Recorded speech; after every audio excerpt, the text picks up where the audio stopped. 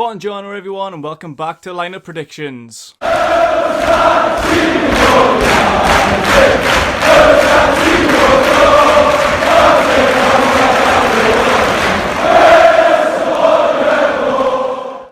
Welcome back to the Magpie Channel TV, where we'll be predicting the squad for tomorrow night's game against Liverpool. 8 o'clock kickoff at St James's Park, live on Prime Video. Sitting first place Liverpool. This is going to be a tough one, as it always is, because it's Newcastle. It's Steve Bruce.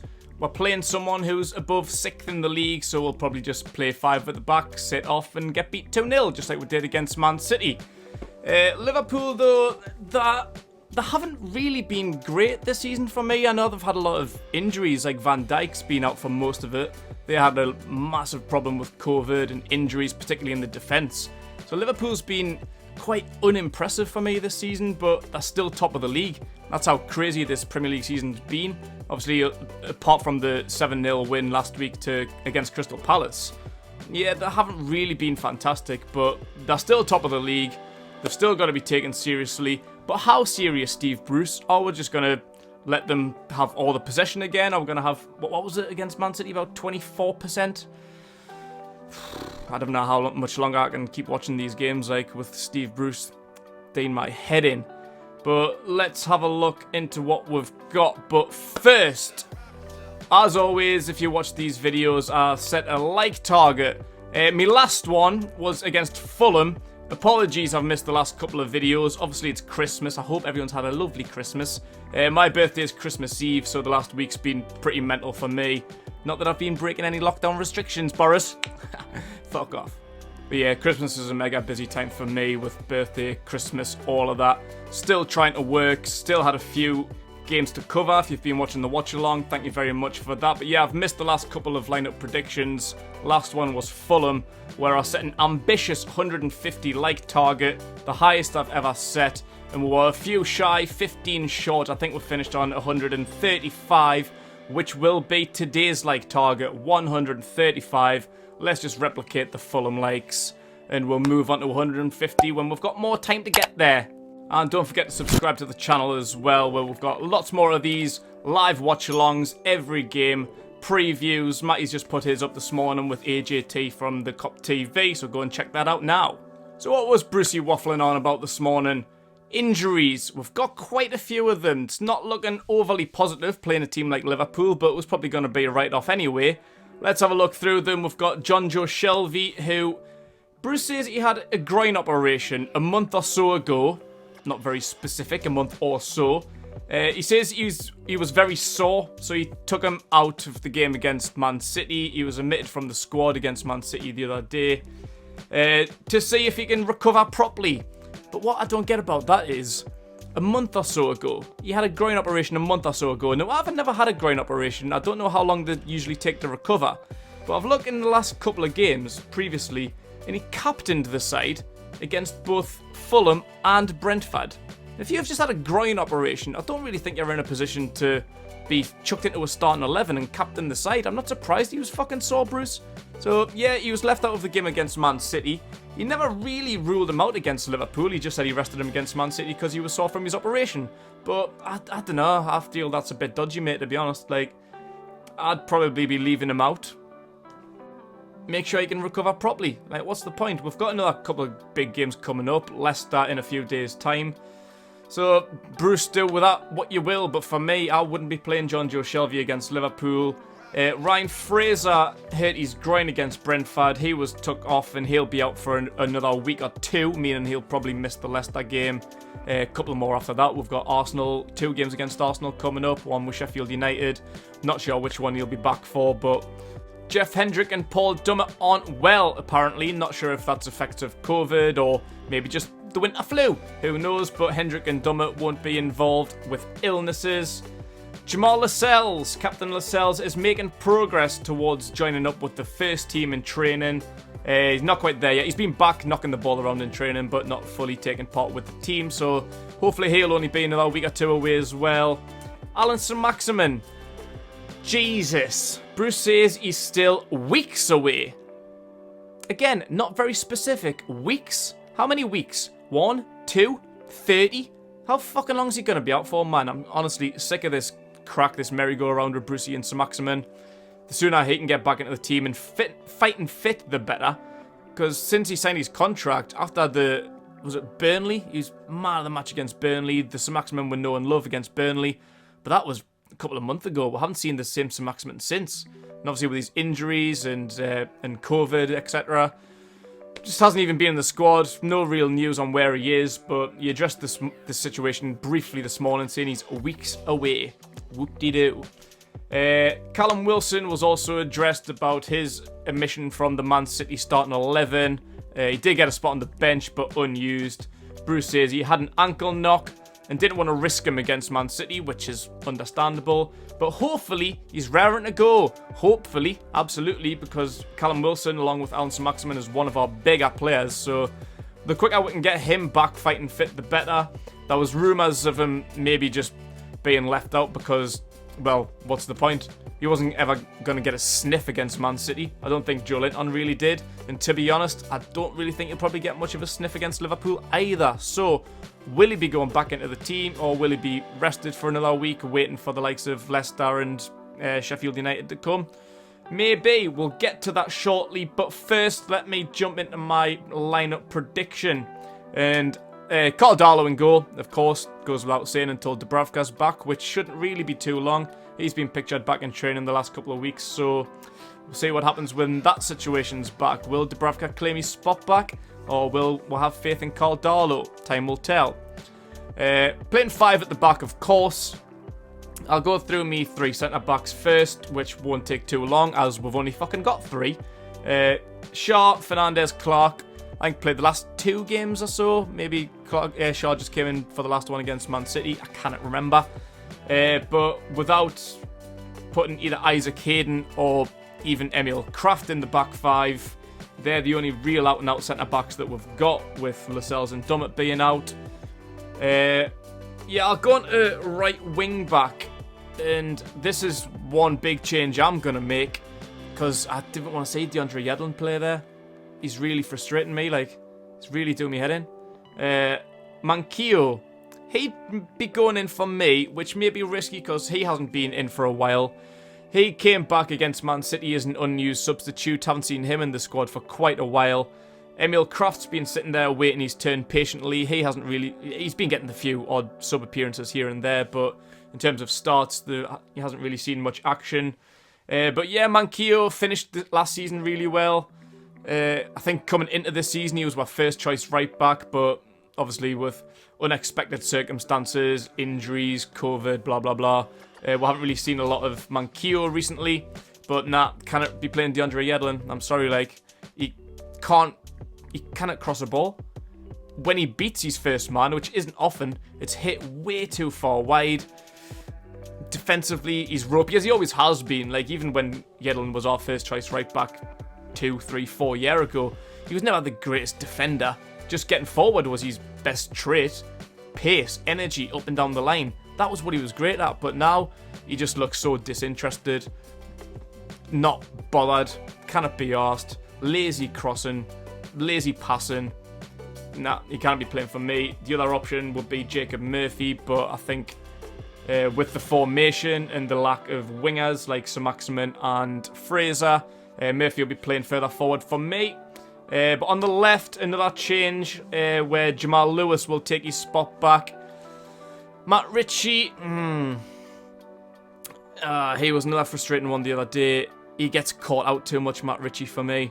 I think playing the bigger teams, Man City, Liverpool, he just gets caught up a bit too much. Like, he just goes in just a little bit too hard. Like, he gives 110%, which is great. That's what we're asked for. But I think at the minute there's just a lack of quality there and a lack of composure. I think he just dives into things, or I don't know, like that first goal, how long did he want to sit off? Was it Sterling squared the ball to Gundogan? He just gave him so much time. Like, he's not good enough for me in the Premier League right now. I don't think he really has been for about a year or so, with a couple of exceptions last season. The Sheffield United game and Tottenham after lockdown, he was fantastic, but nah, I haven't really been impressed with Matt Ritchie for a long time now. Jamal Lewis, he's another one really. We've spoken about Jamal Lewis a few times on this channel. If you know, you know. But yeah, defensively, he's not great. Positionally, he's atrocious. Needs to work on his position and needs to work on his defending. As a defender, funnily enough, as I mentioned about DeAndre Yedlin before, defending's never really been his trait. Getting forward's his best trait, and that's the same with Jamal Lewis. But I think Yedlin even had that instinct of getting back, at least being in the right position. Lewis just looks like he's playing centre mid half the time, centre back, fucking up front, goalkeeper, anywhere but left back, left wing back, just constantly in the wrong place. But at least he's a trained fullback, a winger. I think he's got to play there really for me. We haven't any other options but Richie, and after Richie's performance the other day, I don't want to say that again, so it's got to be Jamal Lewis by default. In centre mid, probably our unsung hero Isaac Hayden. Plays as many minutes as possible, any position he's given. Absolute superhero, Iron Man. Federico Fernandez got branded the Iron Man last season. I think Hayden's ours now. He plays so many games, almost every minute, any position. Class. And he's a class act. He's not just put in for the sake of it. He really makes a difference. He chases every ball, puts his body on the line. He tries, he gives an effort. As I say, that's all we really ask for. Given 110, and I think Isaac Hayden does that. So with Shelvey being omitted for me, even though Bruce probably won't, Shelvey probably will start, but we'll wait and see what happens there. Hayden keeps his place, and I would also allow Matty Longstaff to keep his place. I felt really, really sorry for him against Man City. That was another proper chucked in at the deep end situation. He's another one we haven't seen in months. Like, crazy omission for me. Like, with so many players being injured, struggling with COVID, and we're held on, we're trying to fight for Matty so much in the summer to make sure he signed his new deal. He just kind of get a place for love no money.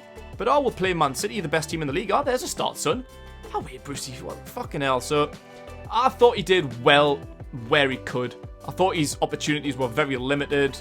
He looked quite cool on the ball. He won a couple of balls, played them out wide, tried to open up the play. At least his passing wasn't negative. At least he was quite accurate with his passes. That's a big thing, which is why Sean Longstaff won't be playing. Sean Longstaff's been pissing me off, as I'm sure you know if you watch the channel. Particularly Matty. Go and watch Matty's rant from the other day. Sean Longstaff's passing lately has been absolutely appalling. Matty Longstaff, despite probably only touching the ball about fucking 6 times against Man City, already looked like 10 times the player that Sean is. So that's one that I would be sticking with. Same centre mid partnership for the Man City game. Isaac Hayden and Matty Longstaff. As well as further forward in Jacob Murphy on the right wing. I would really like to see Murphy play right wing back. I think he's found a new position in that role.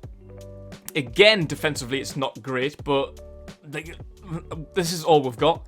Basically, like, I almost feel sorry for Brucey in this sense that the players that he's got, it's clutching at straws, really. Like Richie, Lewis, Yedlin, Murphy. None of them are really great defenders, but that's all we've really got. I think Murphy is great at getting the ball going forward, using the wing-back position to his advantage, getting forward, sticking a cross in, as he did for Dwight Gale's goal against West Brom. What a peach of a cross that was, Beckham-esque. I'd like to see more of that. I think the other day against Man City, I don't really think anyone really had a sniff. Like, I don't think you can really point a finger at anyone and say they had a particularly poor game, apart from maybe Yedlin. But yeah, like, it was just a tough game all around, and this is going to be more of the same.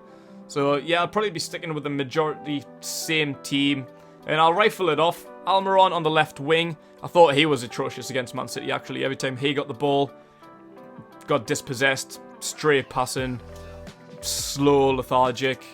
I thought he was poor, but looking at the other options, maybe Richie, maybe a change in formation, maybe Joe Linton to play on the left. That's actually something I wouldn't mind playing, Joe Linton on the left, but I wouldn't really drop Almiron. Like, when he's on his day, he can be class. He's just had a few poor days lately, but might as well stick with him for now. And up front, controversial, I'd say might as well stick with Joe Linton. Probably for the same philosophy that I said before. Callum Wilson was probably dropped because, well, not dropped, but rotated is maybe a better word for it. In the sense that he probably wasn't going to get a sniff. And he's too important to lose. If he picks up any bad injuries or gets any silly suspensions. I know Callum Wilson's not really that kind of player, but God forbid he gets sent off, picks up an injury, and we're missing for more important games like Sheffield United, sorry. That's a game I'm looking forward to. I think they've only won once this season. They're bottom of the league, playing terribly. That's a game we really need to pick our heads up at and go at them. We need to fucking embarrass them. Like, they're one of the few teams who actually did the double over last season. 3-0 at home, 2-0 away. That's one game I'm looking at, because we've been shite the last 3-4 games. Fulham, Brentford, Leeds, Man City, obviously, and we've got Liverpool coming up, and Leicester, who are second in the league. Like, they're big, tough games. So when we come to Sheffield United, I want to fucking pepper them. I really want to put them in the dirt, because I think we'll have to. That's the game I'm looking at where, right, we need to get something in this game. Like, we need to pick our heads up, put the games in the past behind her, put the last 2-3 weeks behind her, move forward now. So, yeah, I'd probably stick with Joe Linton for now. You'll be feeding off scraps as you will. Whatever scraps he gets, probably won't make the most of them. It might be an idea to try Garrel? That's a cross between what I was going to say. Kale or Garrel. And Garrel? Gale or Carroll. There we go, third time lucky. Gale or Carroll, try one of them. It might be worth a shout. Joey on the left, maybe. Give Almiron a bit of a break. That's something that we could look into, but I don't know. That would be my team for now. I'm not happy with it. I'm not optimistic with it, but this is the Newcastle world we're living in. This is Steve Bruce's team. Feeding off scraps, clutching on straws. I'll show you the bench that I've got. We've got Gillespie, the goalkeeper, with Yedlin and Kraft. Matt Ritchie, Sean Longstaff. Elliot Anderson can keep his place because looking around, there's no one else unless Shelvey, of course, makes the squad. Either Matty or Shelvey will probably be on the bench in place of Elliot Anderson, with the strikers Gale, Carroll, and Wilson. Let me know your thoughts, guys. Give me a score prediction. I'll probably go... probably another 2-0. I don't think we'll get battered. I think people are being very, very pessimistic about this game, and I know I am as well. Things that I've just been saying haven't really been full of high praises, but yeah, because of the team Liverpool are that I said at the start of the video, I don't think that team, other than Crystal Palace, who have been really fucking shit lately, yeah, I don't think they'll come up here and really, really embarrass us. I think they'll beat with 2-0, maybe 3-0, 3-1 even. Put a little bet on 3-1. I think that's optimistic. I don't know who's going to get the goal. Maybe a header from a corner. Who knows? But let me know what you think. Give me your lineup prediction in the comments as well. Don't forget to like the video. And most importantly, subscribe to the Magpie Channel TV. Come back tomorrow night for the live watch-along. Me and Renty will be here watching again. Watching every minute of every second of every game. Anyway, thank you very much, guys. Enjoy yourself.